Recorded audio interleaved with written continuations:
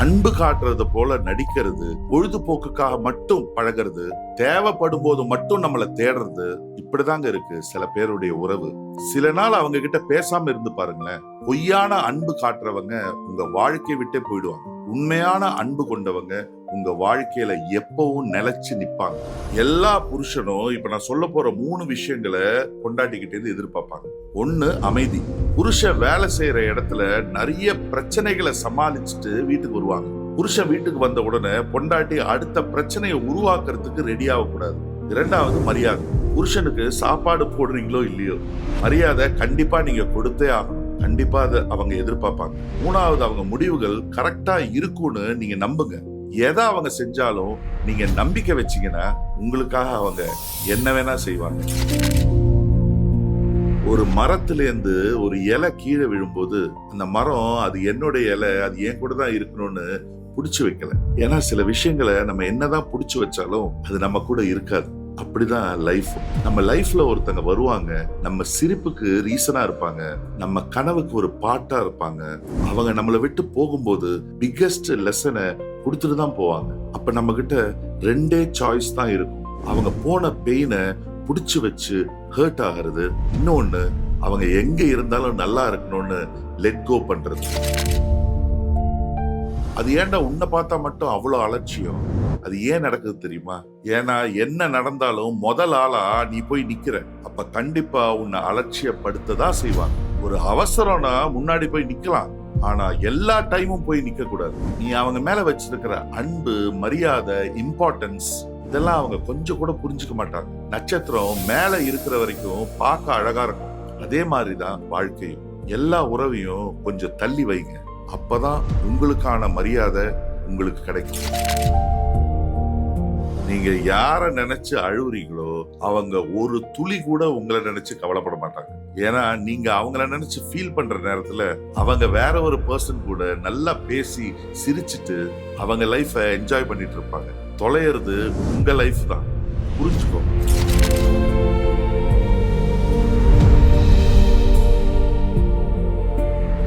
Hello மக்களே, welcome to கண்ணாடி podcast. வழக்கம் போல் சாருக்கு இன்றைக்கும் டிஎம்ஸில் அவ்வளோ கொஸ்டின்ஸ் வந்திருக்கு. அதில் நாங்கள் சில இன்ட்ரெஸ்டிங்கான கொஸ்டின்ஸ் எடுத்து வச்சுருக்கோம். அதோட இன்னைக்கு சார் கிட்டேருந்து நம்ம நிறைய தெரிஞ்சுக்க போகிறோம். Hi sir. ஹலோ பவித்ரா, எப்படி இருக்கீங்க? நல்லா இருக்கேன் சார், நீங்கள் எப்படி இருக்கீங்க? சூப்பரா இருக்கேன், as usual. Thank you. உங்ககிட்டேருந்து எப்போடா ரிப்ளை வரும்னு சொல்லிட்டு அவ்வளோ வந்திருக்கு. அதில் நாங்கள் இந்த வாட்டி கொஞ்சம் தேர்ந்து எடுத்து வச்சுருக்கோம். இது மூலமா ரிப்ளை பண்ணிடலாமா? ஓ எஸ்மா, நான் ரெடி. நானும் ரெடி அண்ட் மக்களும் ரெடின்னு நினைக்கிறேன். போலாமா? Sure. ஸோ இன்றைக்கி உங்களோட ஃபாலோவர்ஸ் கிட்டேருந்து வந்த ஒரு முதல் கொஸ்டின் என்ன அப்படின்னு பார்த்தீங்கன்னா, நம்ம ஒருத்தவங்க மேலே அவ்வளோ ஒரு அன்பை வைக்கிறோம், ஒரு காலகட்டத்துக்கு மேலே அதை கிராண்டடாக எடுத்துக்கிறாங்க, அதை வீக்னஸாக பார்க்குறாங்க அப்படின்றாங்க.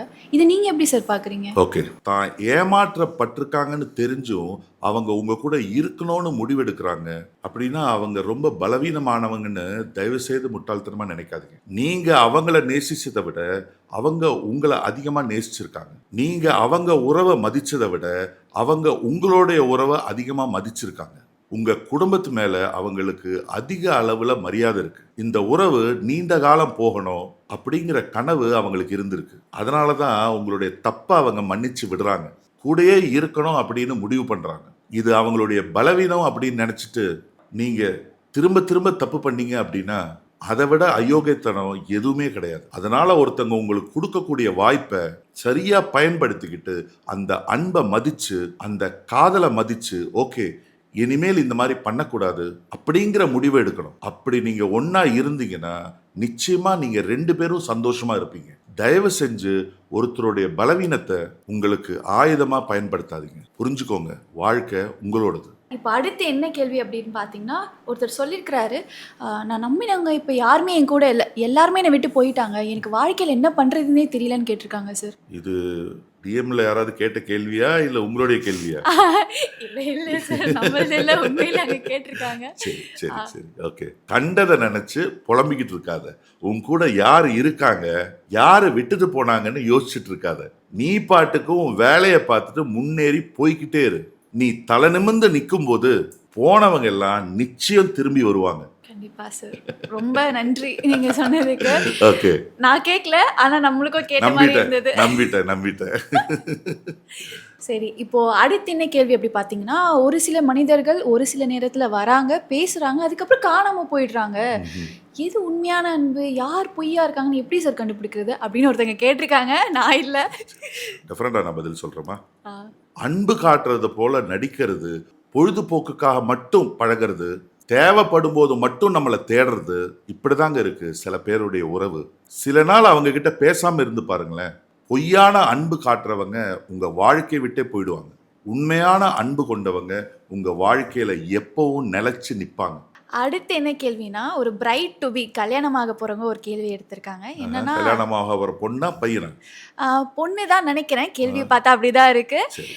என்னன்னா, ஒரு கணவர் வீட்டுக்கு வராரு, இல்ல இன் ஜெனரல் லைஃப்ல என்ன எதிர்பார்ப்பாரு பேசிக்கா அப்படின்னு? ஓகே. அதாவது ஒரு கணவர் மனைவி கிட்ட என்ன எதிர்பார்ப்பாங்கன்றது உங்க கேள்வி அப்படித்தானே? ஆமா. சூப்பர். எல்லா புருஷனும் இப்ப நான் சொல்ல போற 3 விஷயங்களை பொண்டாட்டிக்கிட்ட இருந்து எதிர்பார்ப்பாங்க. ஒண்ணு அமைதி. புருஷன் வேலை செய்யற இடத்துல நிறைய பிரச்சனைகளை சமாளிச்சுட்டு வீட்டுக்கு வருவாங்க. புருஷன் வீட்டுக்கு வந்த உடனே பொண்டாட்டி அடுத்த பிரச்சனையை உருவாக்குறதுக்கு ரெடி ஆகக்கூடாது.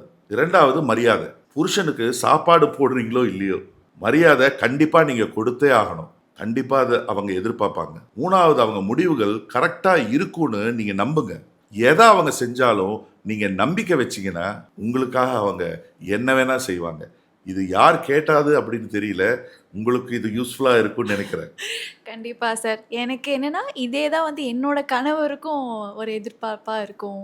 எல்லாருக்கும் ஆம்பளை எல்லாருக்கும் அவங்க மனைவி கிட்ட இருந்து எதிர்பார்க்குற விஷயங்கள் இதுதான். முக்கியமா பல விஷயங்கள் இருக்கும். ஆனா இந்த 3 விஷயத்தை நீங்க கரெக்டா கொடுத்துட்டீங்கன்னா மற்ற விஷயங்கள் எல்லாம் சரியா இருக்கும். மனைவிகளும் கணவர்கள் கிட்ட இருந்து எதிர்பார்க்குற ஒரு விஷயமா இருக்கும். Yes. யா. ஸோ அடுத்த கேள்வி என்ன அப்படின்னு பார்த்தீங்கன்னா, என் கணவர் வந்து என்கிட்ட கேட்டுட்டே இருக்காரு. எப்போ பாரு ஒரு சண்டை எங்களுக்குள்ள. உனக்கு என்னதான் வேணும் அப்படின்னு கேட்குறாரு சார். அவளுக்கு பெரிய சந்தோஷமெல்லாம் ஒன்றும் வேணாம். ஒரு 2 வார்த்தை ஆறுதலா பேசினாலே அவ மனசு நிறைஞ்சிரும். அவளுடைய புன்னகை அவளுடைய கணவனை பார்த்தாலே தானா வரும். அவளுடைய சோகம் அவன் பக்கத்துல இல்லாத போது ஏங்குவா. அவ இத்தனையும் ஏன் பண்றான்னா அவ உங்களை இழக்க கூடாதுன்னு தான். நீங்க அவன் கூட இருந்தாலே தன்னுடைய வாழ்க்கை முழுமை அடைஞ்சிரும்னு நினைப்பா. So true sir. சின்ன விஷயங்கள்ல தான் எல்லாமே அடங்கியிருக்கு இல்லையா? எக்ஸாக்ட்லி. அடுத்து ஒருத்தர் கேட்டிருக்காரு. நான் எல்லாருக்குமே நல்லது தான் நினைக்கிறேன். ஆனால் இந்த உலகம் வந்து என்னை சுற்றி இருக்கவங்க ரொம்ப சுயநலமாக இருக்காங்க. ஏன் இப்படி இருக்குது அப்படின்னு கேட்டிருக்காங்க சார். ஓகே. ரொம்ப யோசிக்காதீங்க. இங்க எல்லாம் அப்படிதான். அவங்களுக்கு ஏதாவது தேவைன்னா நம்ம தேவைப்படுவோம். அப்படி தேவை இல்லைன்னா நம்ம கிட்ட பேசக்கூட ஆள் இருக்காது. சுயநலமான உலகம் இது. யாருக்கிட்ட எப்படி பேசுறோம் எப்படி பழகுறோம்னு பார்த்து உஷாரா பழகுங்க. இப்போ அடுத்து ஒருத்தவங்க என்ன கேட்டிருக்காங்க அப்படின்னா, எனக்கு பிடிச்சவங்க ஒருத்தங்க கூட இருந்தும் ரொம்ப தூரமா இருக்கிற மாதிரி ஃபீல் ஆகுது அப்படின்னு கேட்டிருக்காங்க சார். Okay okay. ஒரு பர்சன் உங்ககிட்ட இருந்து விலகி போகணும் அப்படின்னு நினைச்சா அவங்க உங்ககிட்ட இப்படிதான் ரியாக்ட் பண்ணுவாங்க. உங்க கூட பிளான்லாம் சூப்பரா போடுவாங்க. பட் அந்த நேரம் வரும்போது ஏதாவது ஒரு ரீசன் சொல்லிட்டு வராம போயிடுவாங்க. இந்த விஷயத்தை அவங்க கண்டினியூவா பண்ணிக்கிட்டு இருந்தா அவங்க உங்ககிட்ட நோ சொல்ல தயங்குறாங்கன்னு அர்த்தம். உங்க கூட இருக்கும்போது கூட அவங்க ஆப்சன்ஸை நீங்க ஃபீல் பண்ணுவீங்க. நீங்க என்னதான் பிசிக்கலி பிரசண்டா இருந்தாலும் எமோஷனலி அவைலபிளா இருக்க மாட்டாங்க. உங்ககிட்ட அவங்க வாழ்க்கையில நடக்கிற விஷயங்கள் எதை பத்தியும் பேச மாட்டாங்க. உங்க வாழ்க்கையிலயும் என்ன நடக்குதுன்னு தெரிஞ்சுக்க விருப்பப்பட மாட்டாங்க. உங்களை அதிகமா கிரிட்டிசைஸ் பண்ணுவாங்க. அப்ரிஷியேட் ரொம்ப கம்மியா பண்ணுவாங்க. நீங்க போடுற எல்லா எஃபர்ட்ஸ்க்கும் வேல்யூ சுத்தமா கிடைக்காது. அண்ட் அவங்க பேசுற வார்த்தைகள்ல அவங்க வாழ்க்கையில நீங்க ஒரு கஷ்டம்னு உங்களையே ஃபீல் பண்ண வைக்கும். இப்படிப்பட்ட பர்சன் உங்க லைஃப்ல இருந்தாங்கன்னா நீங்க புரிஞ்சுக்கோங்க, முழிச்சுக்கோங்க. ஸோ அடுத்து என்ன கேள்வி அப்படி பார்த்தீங்கன்னா, ஒருத்தர் தான் நமக்கு உலகமே, ஃப்யூச்சரே அவங்களோட தான் பிளான் பண்ணி இருக்கிறப்போ திடீர்னு ஒரு நாள் வந்து இல்லை இது நடக்காது மறந்துரு அப்படின்னு சொல்கிறாங்க. என்ன பண்ணுறதுனே தெரியல அப்படின்னு ஒரு கொஸ்டின் வந்திருக்கு சார். சரி. ஒரு மரத்துலேருந்து ஒரு இலை கீழே விழும்போது அந்த மரம் அது என்னுடைய இலை அது என் கூட தான் இருக்கணும்னு பிடிச்சி வைக்கல. ஏன்னா சில விஷயங்களை நம்ம என்னதான் பிடிச்சி வச்சாலும் அது நம்ம கூட இருக்காது. அப்படிதான் லைஃபும். நம்ம லைஃப்ல ஒருத்தங்க வருவாங்க, நம்ம சிரிப்புக்கு ரீசனா இருப்பாங்க, நம்ம கனவுக்கு ஒரு பாட்டா இருப்பாங்க. அவங்க நம்மளை விட்டு போகும்போது பிக்கெஸ்ட் லெசனை கொடுத்துட்டு தான் போவாங்க. அப்ப நம்ம கிட்ட 2 சாய்ஸ் தான் இருக்கும். அவங்க போன பெயினை பிடிச்சி வச்சு ஹர்ட் ஆகிறது, இன்னொன்று அவங்க எங்க இருந்தாலும் நல்லா இருக்கணும்னு லெட் கோ பண்றது. லெட்டிங் கோனா அவங்கள மறக்கிறது இல்லை, அவங்க பண்ண விஷயத்த மறக்கிறது. உங்க மனசுல எந்த ஒரு விஷயத்த ரொம்ப ஹெவியா வச்சுக்கிட்டு இருக்கீங்களோ அந்த பெயின் அந்த மெமரியை கொஞ்சம் கொஞ்சமா மறக்க முயற்சி பண்ணுங்க. இந்த கேள்வி கண்டிப்பாக யூனிவர்ஸ் யார் யார்கிட்ட கொண்டு போய் சேர்க்கணுமோ கரெக்டான நேரத்தில் சேர்த்துருக்கும்னு நிச்சயமா நினைக்கிறேன். கொண்டு போய் சேர்க்கும். ஸோ அடுத்து என்ன கேள்வி அப்படின்னு பார்த்தீங்கன்னா, ஃபர்ஸ்ட்லாம் 1 ஹவருக்கு ஒரு மெசேஜ் வரும். ஆனால் இப்போலாம் ஒரு நாளைக்கு ஒரு மெசேஜ் வரதே பெரிய விஷயமா இருக்குது. என்ன ஆச்சுன்னே தெரியல, என்ன பண்ணுறதுனே தெரியல அப்படின்னு ஒரு கேள்வி சார். ஓகே. அவங்களுக்கு நம்ம மேல இன்ட்ரெஸ்ட் போயிடுச்சா, உன்னை எப்பவுமே விட்டு போக மாட்டேன்னு சொல்லிட்டு இப்ப 10 இல்ல 20 கால் பண்ணா கூட அது மிஸ்டு காலா தான் இருக்கு.